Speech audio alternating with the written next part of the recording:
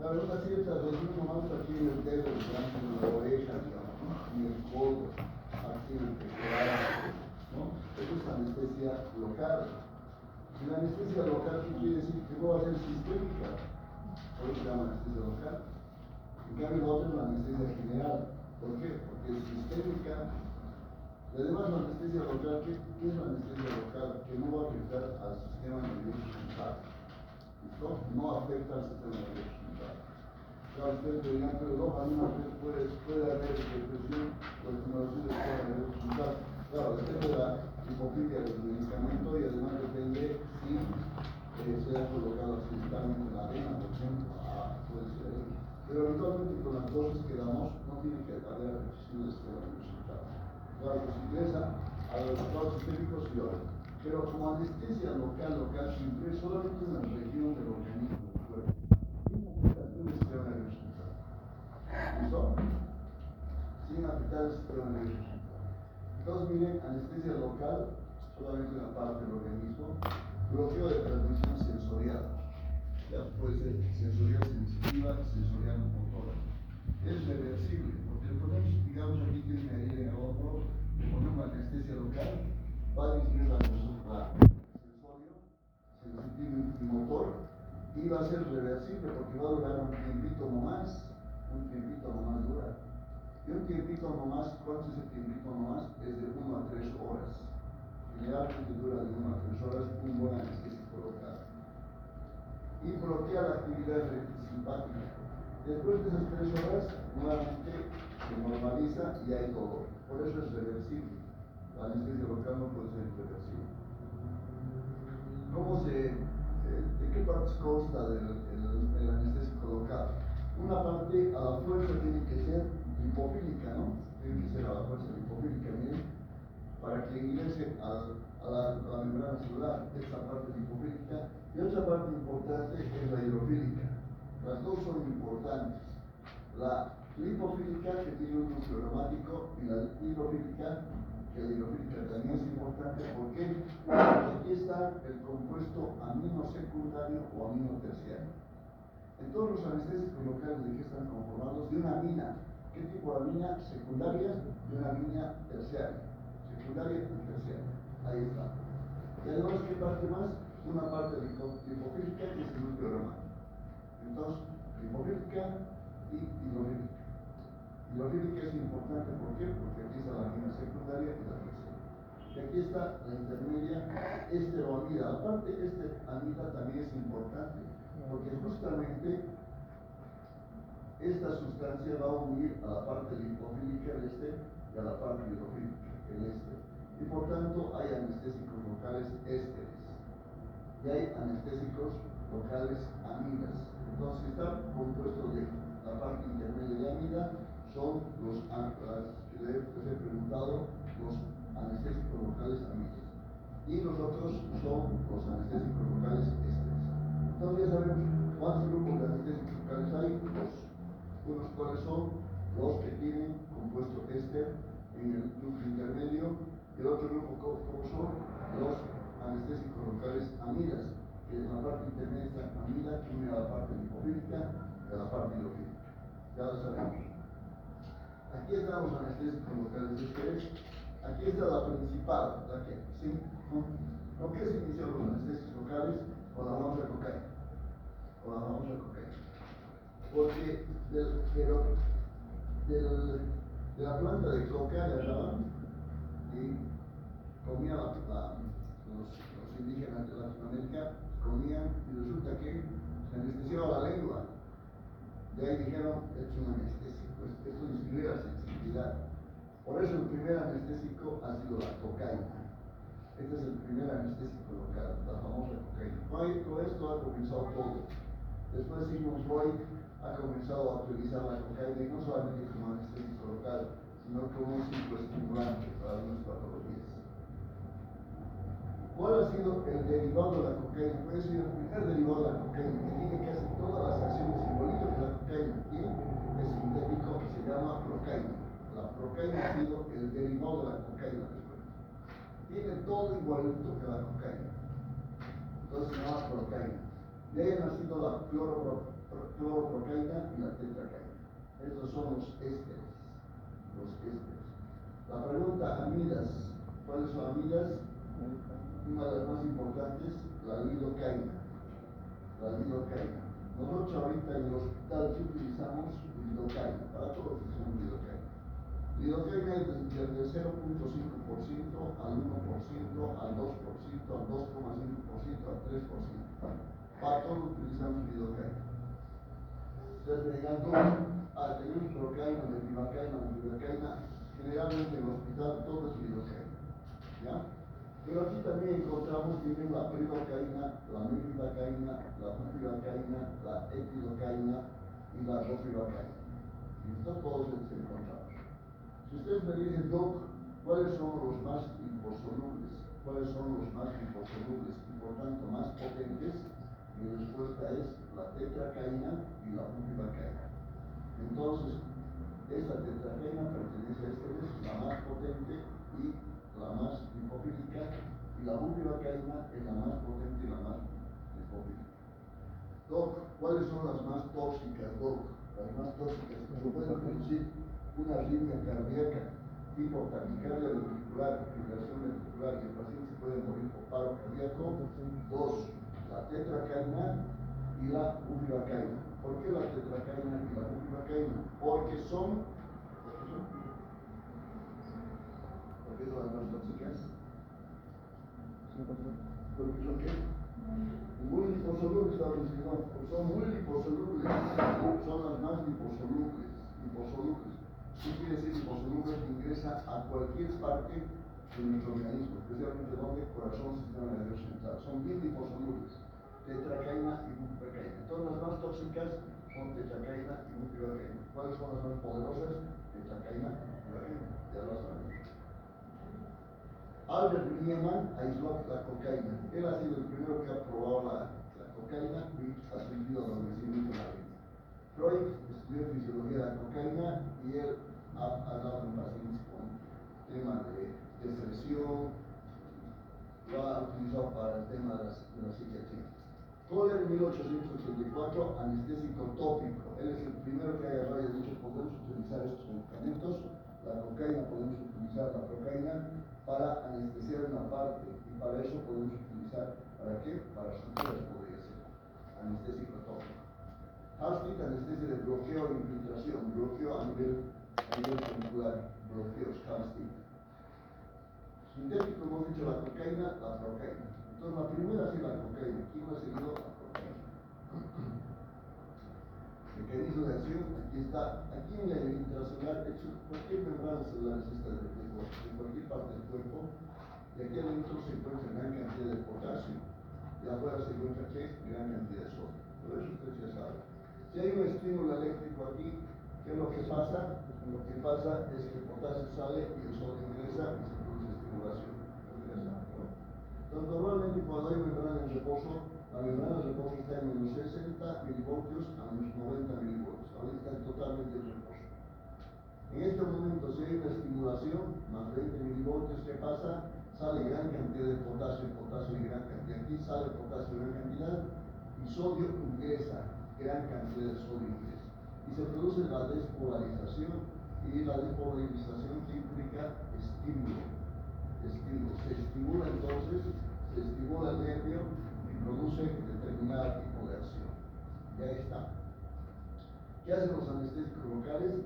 Inhiben esto, inhiben la entrada del sodio del extracelular al intracelular.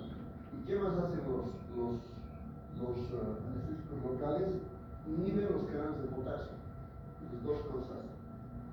Inhiben la salida del potasio hacia afuera. Entonces, finalmente, ¿qué hacen los anestésicos locales? Inhiben los canales de sodio y inhiben los canales de potasio. Pero no, fundamentalmente, ¿qué hacen los anestésicos locales para inhibir el estímulo nervioso doc? Inhiben los canales de sodio, fundamentalmente. Porque para inhibir los canales de potasio se necesitan grandes dosificaciones. ¿Listo? Ya está. Miren, estos son los canales de sodio. Claro, esto es tridimensional, ¿no? Pero así pasa, así tenemos nosotros. Imagínense un canal de sodio que sea así. este canalito acá, canal de sodio. Realmente aquí yo pienso que el misterio de la vida. El misterio de la vida, ¿qué ocurre? Lo malo que es el mundo, cada persona que trata de investigar el misterio de la vida desaparece del mapa. Como Jacobo Greenberg. ¿Sabes Jacobo Greenberg? ¿Saben? Cuando estaba ya sabiendo cómo era el tema que esto y el otro, del asunto de la espacialidad, y si realmente el tema físico ocurre, o solamente está en los mentes, cuando TEC aparece, la teoría cinética, aparece para ir a dar una charla a los Estados Unidos y desapareció misteriosamente. Está ahorita en los el chiquito que ha hecho ¿qué se llama? Las 4 dimensiones, también desapareció. Así que yo me nota en previo ahora con los misterios locales o más y visto nada más. Y ahí sí se acabó un poco. Ahí está el canal de sodio. Mira, este es el canal de sodio. Tiene un segmento, otro segmento y otro segmento. 4 segmentos tiene el canal de sodio. ¿De dónde más? Y dentro de los 4 segmentos, miren, hay 6 canales. Miren, un canal, 2 canales, 3 canales, 4 canales, 5 canales, 6 canales. ¿Listo? Entonces tienen 4 segmentos del canal de sodio y tienen unos subcanales, el 1, el 2, el 3, el 4, el 5 y el 6. ¿Dónde actúan fundamentalmente los anestésicos locales? Fundamentalmente actúan en el sub 6, en este, y ir al sub 6. El sub 6 de cuál? Del 1, del 3 y del 4. Entonces en este 1, el canal sub 6, ahí lo estabiliza y no deja actuar, no deja que se despolarice en el 1. En el 3 igualito, aquí está el 1, el 2, el 3, el 4, el 5, el 6, aquí actúa, el 6. Ahí justo está el anestésico local, tiene una molécula muy pequeña. Y en el 4, 1, 2, 3, 4, 5, 6, justo en el 6 también inhibe a estos segmentos 6. Entonces, inhibición del segmento 6, del canal 1, del canal 3 y del canal 4. Entonces, ya son. Perfecto. Aquí están las fibras nerviosas. Lógicamente, nosotros ahorita utilizamos un anestésico local que tiene que actuar sobre fibras nerviosas. Aquí están aquí las fibras nerviosas. Esto va. ¿Qué fibras nerviosas hay? Las A, las B y las C. Entonces, ya saben. Las A, las B y las C. ¿Cuáles son las A? Las que tienen mielina. Fundamentalmente tienen mielina. Gran cantidad de mielina. Las B que tienen poquita mielina. Y las C no tienen nada de mielina. Entonces, eso es fundamental. Entonces, si la C no tiene nada de mielina, están así, no tienen nada de mielina, el anestésico local actúa facilito aquí. En cambio, en las A que tienen harta mielina, el anestésico local tiene que atravesar la mielina para llegar acá, a la membrana. Entonces, pues difícil el paso, tiene que ser bien liposoluble para pasar la mielina y actuar aquí sobre los A. En cambio, los del C no hay nada de mielina, entonces el anestésico local actúa facilito, se estabiliza la membrana en los canales de sodio, como he dicho, estabiliza los canales de sodio y los canales de sodio. Entonces, ¿dónde va a actuar primero los anestésicos locales? Ya sabemos, en el C, las fibras de tipo C. ¿No ven? Y como son fibras de tipo C que no tienen mielina, entonces la conducción no es rápida porque no tiene mielina, lógico. Miren, 0.3 a 1.3 micrómetros y la velocidad, miren, es de 0.5 a 2.3 metros por segundo. 0.5 metros por segundo apenas va.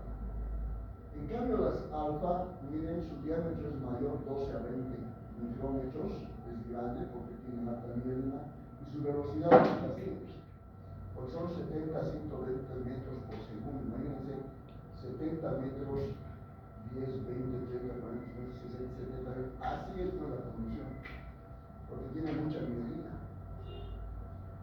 ¿Lo ven? Y entonces las A fundamentalmente, que tienen mucha mielina, tienen acción motora. Las AB tienen tacto y presión.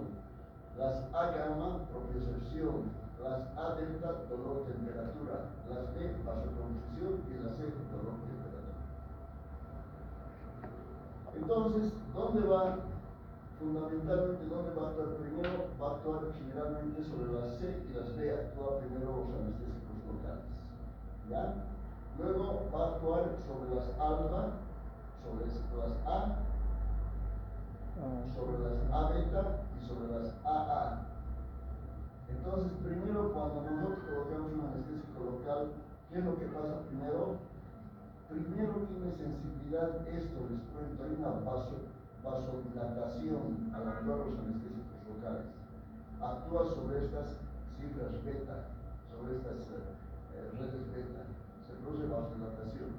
Luego, ¿sobre dónde actúa? Actúa inhibiendo el dolor sobre las fibras C fundamentalmente. Luego, ¿dónde actúa? Inhibiendo la temperatura sobre las C y las A delta. Luego, ¿dónde actúa? Sobre el tacto, presión. Y finalmente, el anestésico local, ¿dónde actúa? Inhibiendo la acción local. Entonces, colocamos una lidocaína en este momento. Colocamos la lidocaína y con una agüita la hacemos así, y el paciente ya no siente dolor, porque está actuando sobre las fibras C, ¿no? No siente ya dolor. Luego, de un momento pasa un ratito, agarramos agua caliente, le colocamos y ya no siente la temperatura, va disminuyendo la sensibilidad de temperatura. Después pasa un ratito, le tocamos y ya no siente propiocepción, ya no siente lo que estamos apretando la presión. Pasa un ratito más, ya no puede mover el dedo, la motoridad disminuye. ¿Listo? Ahí está entonces la cronología del bloqueo. Primero, vasodilatación, ¿sí? Segundo, disminución del dolor. Tercero, disminución de la temperatura. Cuarto, propiocepción. Y quinto, motricidad. Perfecto. Esa es la secuencia entonces. La reversión del bloqueo del anestésico local se produce en orden inverso. ¿Listo? Y eso vamos a ver en la práctica. Cuando veamos la práctica va a disminuir el dolor, luego vamos a agregar cosas calientes, va a disminuir la temperatura, luego la propiocepción y finalmente la actividad motora. Muy bien.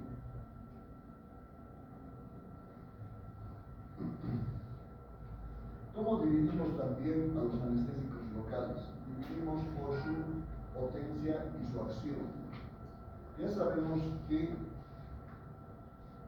los anestésicos locales tienen una vida media, lo ideal es de 1 a 3 horas. Entonces, hay anestésicos locales que duran menos de 1 hora, hay anestésicos locales que duran de 1 a 3 horas, y hay otros anestésicos locales que duran más de 3 horas. ¿Cuáles son los que duran de 1 a 3 horas? Los que nos convienen. Aquí están, protección media y potencia intermedia. De 1 a 3 horas, ¿quién dura? La lidocaína, la melipacaína y la prilocaína. De 1 a 3 horas dura estos. Menos de 1 hora y potencia baja, ¿quiénes son? Procaína y cloroprocaína. Menos de 1 hora. Entonces, su acción es corta y su potencia es baja. Su acción larga, más de 3 horas, que duran 4, 5 horas, 6 horas duran, y tienen una potencia poderosa. ¿Cuáles son? Miren, las más liposolubles. La tetracaína, la bupivacaína, ¿se acuerdan? La tetracaína y la bupivacaína habían sabido tener vida media más de 3 horas. Igual la epidocaína, la ropivacaína y la levobupivacaína. Entonces, con este cuadrito ya sabemos cuánto es la vida media, de 1 a 3 horas. Menos de 1 hora, ¿quién tiene? La procaína y la cloroprocaína. Más de 3 horas, ¿quién tiene? La tetracaína y la bupivacaína, ya la sabemos. ¿Quién tiene vida media de 1 a 3 horas? Ya la sabemos. La lidocaína y la pilocaína y la bupivacaína. Ya estamos. Sistema nervioso central. Todos los anestésicos locales, dependiendo de la dosis, atraviesan la barrera hematoencefálica. Este dato es medio ordinario. Todos los anestésicos locales atraviesan la barrera hematoencefálica. Si atraviesa al sistema nervioso central, porque ya sabemos el concepto de anestésico local. ¿Qué es anestésico local? Es la pérdida de sensibilidad de una región. Si sin afectación del sistema nervioso central. Ese es el concepto de anestesia local. Pero es a dosis usuales. Si tú colocas a un paciente dosis más de las usuales, dosis alta anestésico local, se va a volver dosis medianas o se va a volver dosis elevadas. Y como son liposolubles, puede ir al sistema nervioso central. Y si va al sistema nervioso central, ¿qué pasa? Hay estimulación del sistema nervioso central, hay agitación psicomotriz, confusión. Y miren a dosis elevadas, va a haber convulsiones, paro respiratorio y coma. Por tanto, los anestésicos locales a dosis medianas, dosis altas, pueden producir alteración del sistema nervioso central porque son bien liposolubles. Entonces, ¿podemos utilizar para hacer anestésico local? Sí o no. Claro, utilizamos, pero a dosis convencionales. Tienes una herida, por ejemplo, agarras, por ejemplo, 4 centímetros, inyectas por todo lado y se acabó. No es una dosis normal. Pero si le pones 20 centímetros cúbicos, no puedes vayar al sistema nervioso central y va a producir todo eso, puede producir coma, un paro respiratorio. Claro que cuando colocas el anestésico local, estás haciendo, digamos, una infiltración aquí, lógicamente pinchas con el anestésico local y aspiras, ¿no? Aspiras, no hay nada, ya le colocas, no sé, entonces vas aspirando. Porque imagínate que agarres y le coloques a la vena, que hay unos 4 centímetros cúbicos a la vena, pues, sistema nervioso central, depresión, paro respiratorio. Si estás utilizando tetracaína y bupivacaína, taquicardia ventricular y fibrilación ventricular, se muere el paciente. Lógicamente hay que tener cuidado, ¿no? Aparato cardiovascular. ¿Qué produce el aparato cardiovascular del anestésico local? Claro que estamos hablando de dosis medianas y dosis altas, y no dosis convencionales. No le vas a colocar un pequeño infiltradito y vas a decir, doc, va a producir depresión de la fuerza de contracción del miocardio, va a aumentar la contracción auriculoventricular. No, pues tampoco, ¿no? Todo depende de la dosificación. Pero a partir de la dosis media, ¿qué es lo que produce el aparato cardiovascular? Disminuye la contractilidad del miocardio, disminuye la conductibilidad. ¿Qué quiere decir esto? Produce radical. Por tanto, la conducción auriculoventricular está alargada. ¿Por qué? Produce radical. ¿Listo? Entonces disminuye la contractilidad y disminuye la conductibilidad. Perfecto, ahí lo tenemos. Pero las más tóxicas o a dosis muy altas, la bupivacaína o la tetracaína, ¿qué van a producir? Van a producir una taquicardia ventricular y van a producir una fibrilación ventricular. Menos mal que bupivacaína y tetracaína no utilizamos, así que solamente lidocaína en especial. Músculo liso. ¿Qué pasa en el músculo liso con la lidocaína a dosis medianas o altas? Va a disminuir las contracciones intestinales, va a disminuir el espasmo intestinal. Va a relajar el músculo liso vascular, por tanto va a producir vasodilatación y va a producir relajación del músculo liso bronquial, por tanto va a producir broncodilatación. Los anestésicos locales a dosis medias y dosis elevadas, es lo que va a producir. Sistema nervioso autónomo. ¿Qué pasa en el sistema nervioso autónomo? A dosis medianas, dosis altas, como anotamos. Bloquean los receptores nicotínicos, los muscarínicos, los histamínicos y los serotonínicos. Todos estos los tenemos que anotar a fuerza. Van a bloquear receptores nicotínicos, muscarínicos, histamínicos y serotonínicos.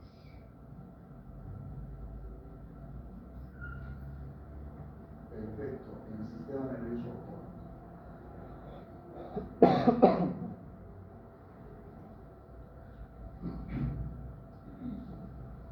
Los anestésicos locales son ácidos o bases. Son bases. Bases de su pK es un pH 4 tiene porque el pK es que tiene de la reunión. 7.5 a 9. 7.5 son bases. Claro, menos de 135 de esas son ácidos. Nosotros tenemos nuestro pH de 7.35 a 7.46. más de 7.45 es base. Ellos tienen de 7.59, son bases, son más débiles. Aquí está, miren, la lidocaína nos interesa, potencia de los cruces, pero ¿quién es más potente que la lidocaína? La bupivacaína y la tetracaína. ¿Por qué son más potentes? Porque son liposolubles. Miren, la liposolubilidad, especialmente de la tetracaína, es del 80, es alto. La bupivacaína 28 y la lidocaína, ¿cuánto de liposolubilidad tiene? 2.9, es bajo su índice de liposolubilidad, 2.9, es bajito. Por tanto, ¿cuál es el más tóxico? Los más tóxicos tienen que ser los más liposolubles. Entonces, ¿cuáles serían? La tetracaína, la bupivacaína, la levobupivacaína. Estos serían los más tóxicos, porque son más liposolubles. Su índice de liposolubilidad son más altos de esos tres. He hecho un acceso dentario, ahí está el acceso dentario. El pK de la lidocaína es de 7.9, es básico. En un tejido infectado, aquí un acceso, el pH de un tejido infectado es de 6.9, es ácido. La fracción de la forma ionizada, si ponemos un anestésico local acá, la cantidad del porcentaje de fracción ionizada de una base en un pH ácido va a ser del 1%, del 10%, del 50%, del 90%.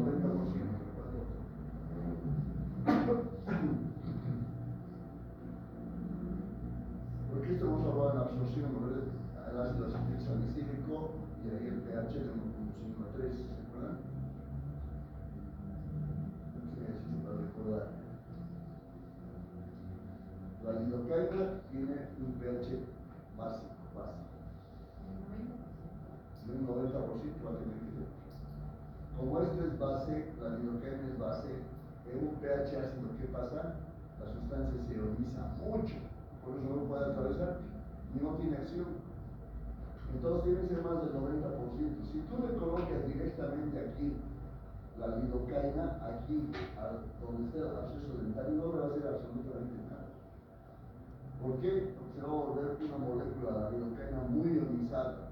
Y una sustancia muy ionizada no atraviesa la membrana celular, no atraviesa. Y aquí, para que actúe la lidocaína, ¿dónde están los canales iónicos?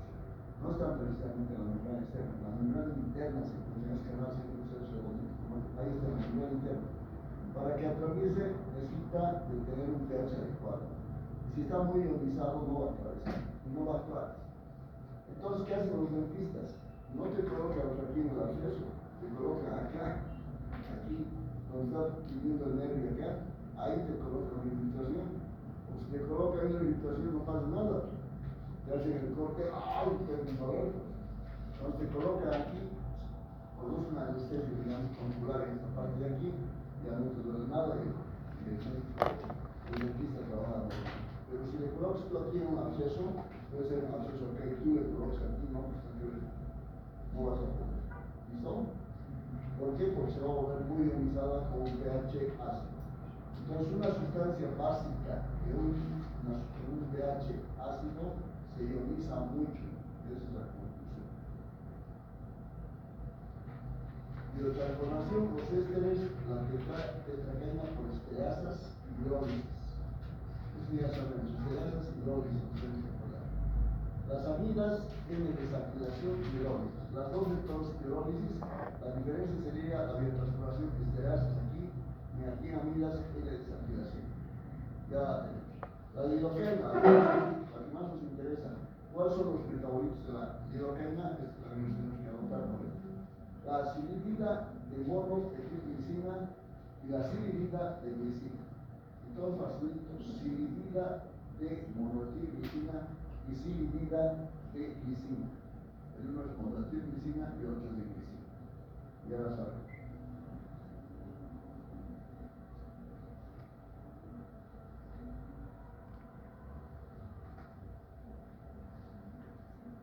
Si nosotros seríamos un grupo de investigación, nos están pagando para ver un buen anestésico local, hacer un buen anestésico local.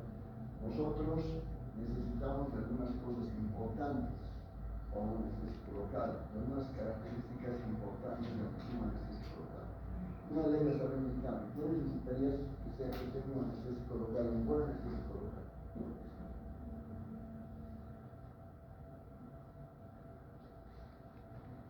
Sobre un grupo de investigación que queremos hacer un buen anestésico local ahora, un nuevo anestésico local. ¿Qué? No, ¿qué necesitarías para tener un buen anestésico local? Ahorita vamos a iniciar una investigación y nosotros sí vamos a necesitar que el anestésico local tenga tales características. ¿Cuáles serían? Cualquier característica. ¿Ah? La que no sea tan liposoluble, ¿ya? Porque si no va a ser tóxico, ¿no? Perfecto. Que no sea tóxico, ¿no? Nos lamentamos que no sea tóxico. Otro. Que sea de acción rápida. Que sea de acción rápida. Claro, pero que no sea de mucha acción rápida, porque si dura solamente 10 o 30 minutitos de colóxido de lidocaína del anestésico local y el paciente comienza a cortar con bisturí, ¡ay, no está haciendo esta pasada! Entonces tiene que tener una acción relativamente, digamos, que no sea muy corta ni muy larga. Otra característica. ¿Ah? Ya su biodisponibilidad. Miren, y esto se ha logrado en los, ¿qué se llama? Los libros de farmacología. Esto tiene que tener un anestésico local. Debe tener baja toxicidad sistémica. La tetracaína y la bupivacaína no tiene baja toxicidad sistémica. El que no conviene es. Miren, el tiempo requerido para la iniciación de la anestesia debe ser breve, debe ser rapidita, el tiempo de iniciación. Debe ser efectivo cuando se inyecte un tejido, pero también cuando se aplica tópicamente. No debe ser irritante para el tejido. ¿Está bien? La duración de la acción debe ser suficiente para efectuar el procedimiento.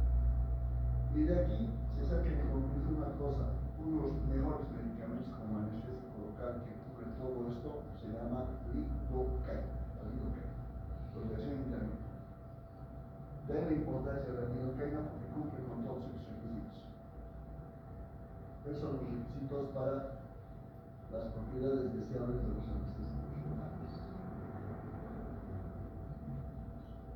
Muy bien. En la anestesia local, para dar anestesia local, tienes que ver qué se está inyectando. Estás inyectando lidocaína, tetracaína, procaína. ¿Qué estás inyectando? ¿A quién se está inyectando? Eso también tienes que ver a quién se está inyectando. ¿Qué paciente tiene infarto de miocardio, no tiene infarto de miocardio? Claro, esto viendo la posibilidad de toxicidad, que además de dosis medias y dosis grandes. Porque a dosis iguales no hay pues mucho problema, ¿no? Pero si estás haciendo, ponte una anestesia epidural, la anestesia epidural también es una anestesia local. Entonces tienes que averiguar si el paciente tiene una presencia de infarto de miocardio, si el paciente tiene problemas de insuficiencia renal, insuficiencia hepática, para ver las concentraciones plasmáticas, todo eso, ¿no? Porque una cosa es colocar una anestesia colocada aquí en la límite, de hecho, le vamos a colocar la lidocaína, y otra cosa es colocar una anestesia colocada acá, una epidural, entonces es diferente. Entonces, ¿dónde se va a colocar? Claro, es diferente, porque puede ser una límite aquí y una aquí, puede ser una infiltración, o puede ser una infiltración intercostal, que es diferente. ¿Cómo? ¿Qué hacen en emergencia? Evaluación. Bueno, la técnica es importante, ¿no? ¿Cómo hay que hacer la PL? ¿Cómo hay que hacer una anestesia trompular? ¿Cómo hay que hacer una anestesia raquidia? Entonces, tienes que saber la técnica, lógicamente, para hacer una anestesia local. Ahí está, el medicamento que más utilizamos es la lidocaína. Para todos utilizamos la lidocaína. Del 0,5 hasta el 5% tenemos que pomada al 5%. Entonces, la lidocaína podemos utilizar por infiltración. Una herida chiquitita, infiltramos. Regional, podemos hacer regional intravenoso, una trompular aquí, porque ha tenido una herida grande, digamos, aquí, y le hacemos. O una, ¿qué se llama? Ha tenido, ¿qué les digo? ¿Qué se llama? O un esguince, o algo así. Regional, nervios periféricos, epidural, podemos hacer una epidural una raquilla podemos hacer, un gelcito también. Me duele dos esta parte de aquí, una tendinitis, te vas a poner la pomadita 2 veces al día, anestesia local. Un gel o una poma. Perfecto. Anestesia epidural. Esto se hace para el parto sin dolor, anestesia epidural. Entonces aquí usted ya sabe, este es el nervio, este es la médula espinal, aquí está la tía madre, aquí está la aracnoides y aquí está la médula madre, ¿no? Entonces tienes que pasar caballito de la madre y hay que inyectar la anestesia epidural, ¿no? Sí, es hay que hacer la técnica, ¿no? Para hacer técnicas con rápido. Entonces autoriza uno la primera y ahí comienza a aspirar y ya lo tengo. Incluso por atrás, eso van a saber. Pero ahí está, anestesia epidural, podemos utilizar estos medicamentos los anestésicos locales. Anestesia epidural para un parto sin dolor.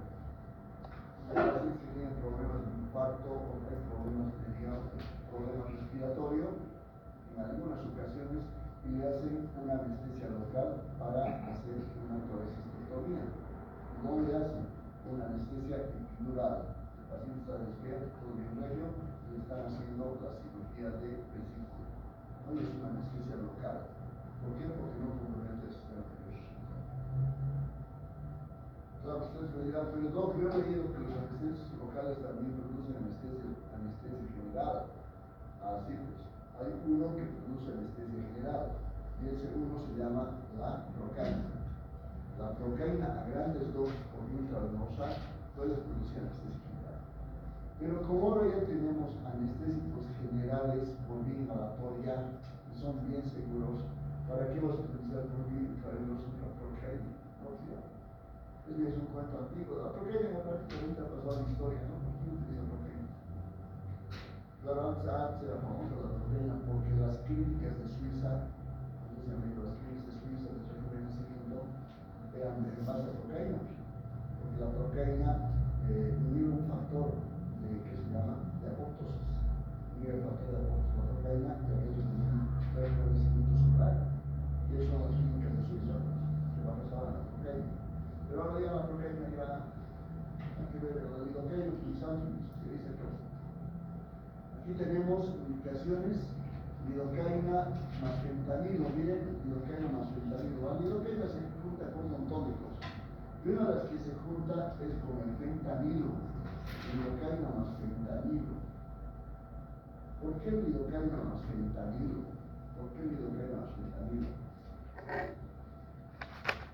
El anestésico más potente en este momento, el analgésico, mejor dicho, más potente en este momento, son los derivados de la morfina. Primero, digamos, te duele, por ejemplo, alguna fractura que tienes ahorita aquí en el brazo, te dan aspirina, no te calmas. Diclofenac te dan, no te calma. Te sigue doliendo. Entonces tienes que tomar derivados de la morfina. Y los derivados de la morfina pueden ser la morfina o puede ser el más potente. El más potente en el mundo se llama fentanilo. El fentanilo es lo más requete archipotente. Es 200 a 300 veces más potente que la morfina. Con eso les digo todo. El color fentanilo y choparis, todo está excelente, todo bien. Entonces, lidocaína, un anestésico local, más un analgésico potente, ya puedes hacer lo que quieras. Hay una fractura aquí, por ejemplo, le colocas anestésico local más fentanilo y le haces una efectiva. Claro que ahora ya existen los anestésicos inhalatorios, que son seguros, pero adoptamos por uno. Entonces, ¿para qué vas a utilizar un anestésico local con una fractura? El cloro no viene a la pompa, adoptamos, se duele el pacientito, claro que para evitar el dolor también, incluso en la anestesia general, se utiliza el fentanilo. El fentanilo se utiliza en la anestesia general. Esos son los pasos de la anestesia general.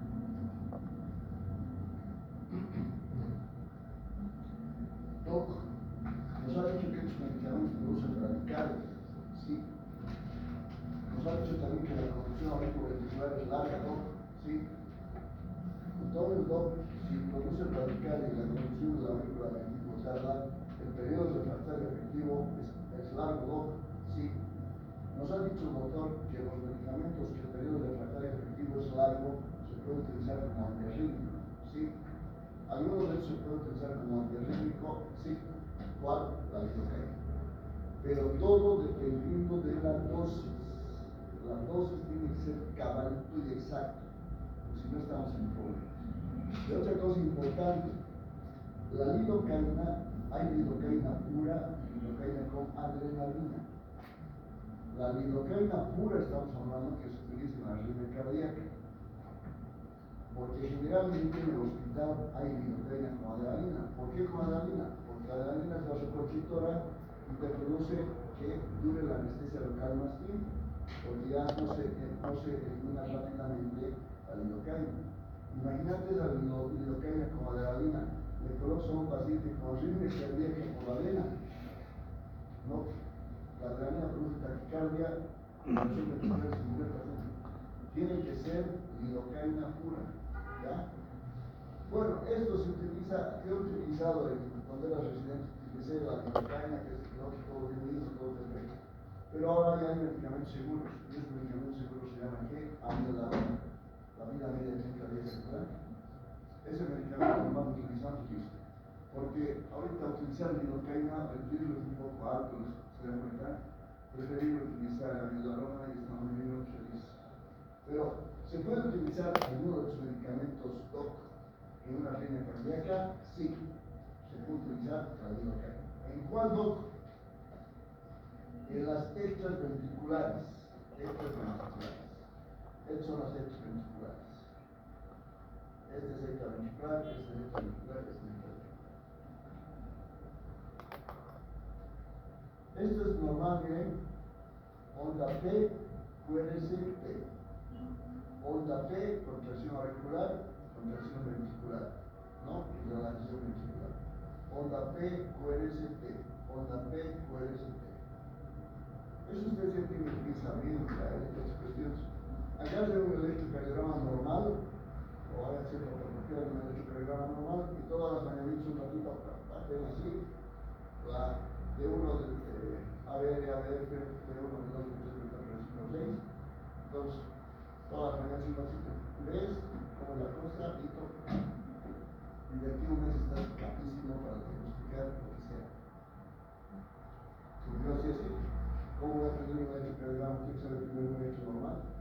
Cuando hagas un electro normal, ves, la B1 es así, la B2 es así, la B3 es así, la B4 es así. Te acordarás para mañana. Pero haces todos los días eso, en 15 días ya dominas el electro para saber qué es lo patológico. Ya sabes perfectamente lo patológico. Entonces ya te das cuenta. Entonces esto es PQRST, PQRST. Si te aparece una cosa así, ves esto, es fácil decir porque es que algo está fallando acá, ¿no? Esto no es normal. Ahora miren, normalmente aquí la actividad pum, pasa un cuadrado, 2 cuadrados, 3 cuadrados, 4, pum, aquí 1, 2, 3, 4, pum, y aquí miren, 1, 2, 3, pum. Esto es porque es esto. Esto es una extrasístole ventricular. ¿Por qué es extrasístole ventricular? Porque es un latido anticipado. A un latido anticipado eso se llama extrasístole. ¿Se dan cuenta? Todo latido anticipado es extrasístole. Aquí aparece, por ejemplo, mira, aquí túmula. Si esto lo trasladamos aquí, túmula es una extrasístole. Se acabó. Ahora, el chiste es saber si es una extrasístole auricular o ventricular, porque las auriculares no se tratan, las ventriculares se tratan. Porque la ventricular puede ir a una taquicardia ventricular y una presión ventricular, y una extraauricular no van a descargar, puede ser una arritmia respiratoria. Y esta es una arritmia ventricular. ¿Cuándo es una arritmia auricular? Esta parte de aquí lo trasladaremos aquí. Igualito este complejo lo trasladamos aquí y es una extraauricular. ¿Se dan cuenta? ¿Sí o no? Sí. ¿Qué es la extrasístole? Es un latido anticipado. Si este complejo lo trasladamos acá, ya decimos es una extrasístole. Y es auricular, y esta es ventricular.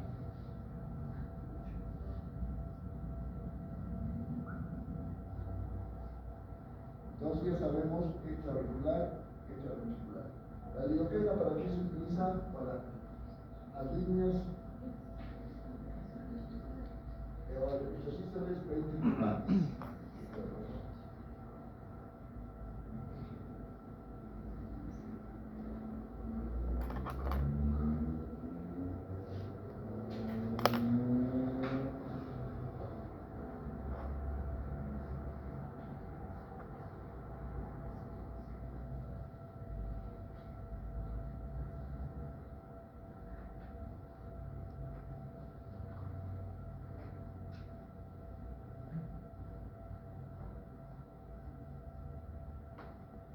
Bueno, ¿cuál es la diferencia entonces entre una arritmia ventricular y una, mejor dicho, una extrasístole auricular y una extrasístole ventricular?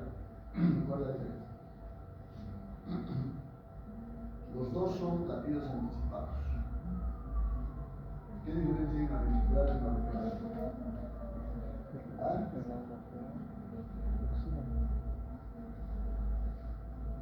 ¿Cuál es?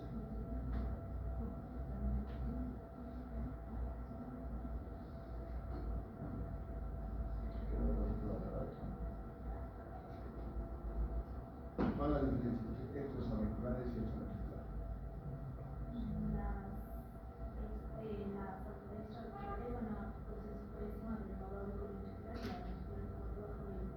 No, pero no me has dicho que dejamos.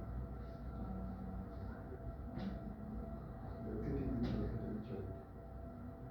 Porque es facilísimo. Ya vas a ver qué diferencia hay extraauricular y ventricular.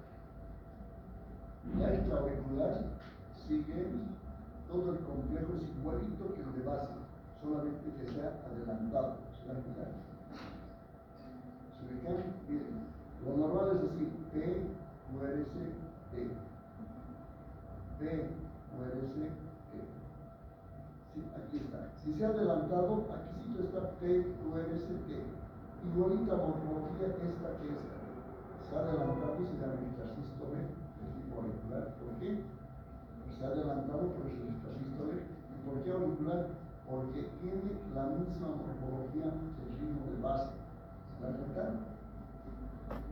¿Cuándo es extraventricular? Cuando es diferente al ritmo de base. ¿Han visto el complejo del ritmo de base? Era así, T, QRS, T. Y luego viene QRS así ancho y T deformada. ¿Se dan cuenta? Está totalmente alterada. Eso se llama extraventricular. Y en una extraventricular vamos a tener que utilizar la lidocaína. ¿Se dan cuenta o no? Sí. Es fácil. Extrasístole es un latido anticipado. ¿Cuándo es extrasístole ventricular? Porque está igualito al ritmo de base. Tienes este ritmo de base igualito aquí, PQRST, PQRST, y un latido anticipado, PQRST, PQRST aquí, extraauricular. En cambio, si tengo PQRST, PQRST, y aquí un QRS así totalmente deformado, una T negativa, extraventricular. ¿Se dan cuenta? Está totalmente deformado. Bueno, y ahí hemos terminado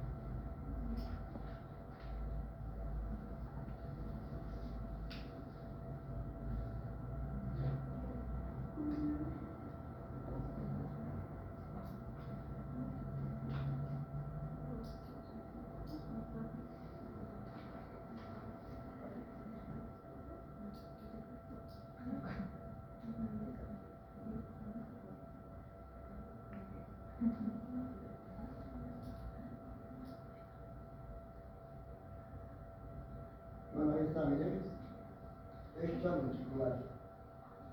Si esto adelantamos aquí, le ponemos bonito, esto es una extraventricular. ¿La verdad? En cambio, esto es diferente que el ritmo de base, no es diferente. El QRS está ancho, este es para abajo y este es para arriba.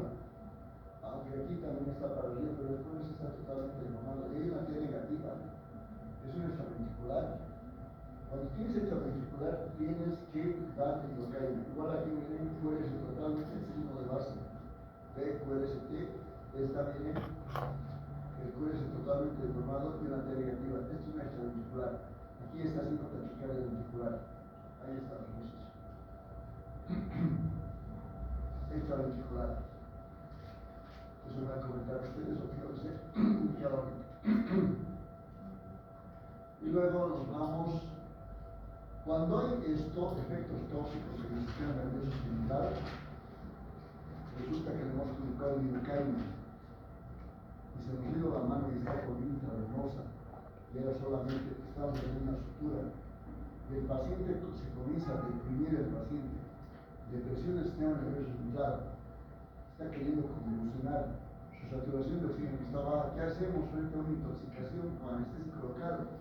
Le damos esto, le damos una infusión lipídica al 20%, conocen el lipofundin al 20%, un frasco blanco, lo ven en el hospital, frasco blanco al 20%, bueno, eso se llama lipofundin.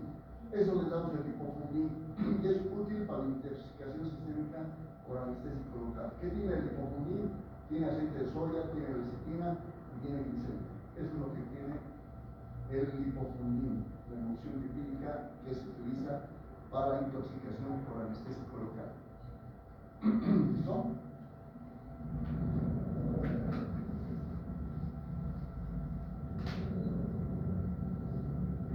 Súper. Ahí estamos todos.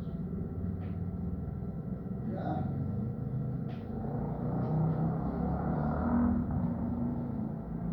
Ya la cocaína. Es el sulfato de coca o pasta básica. Base chapiz se denomina bazuco. Bacedoros. 1 kilo de pasta se necesita alrededor de 125 kilos de hoja. Va a ser 1 kilo de pasta, 125 kilos de hoja. Esta pasta se obtiene primero mezclando la hoja triturada con agua y queroseno.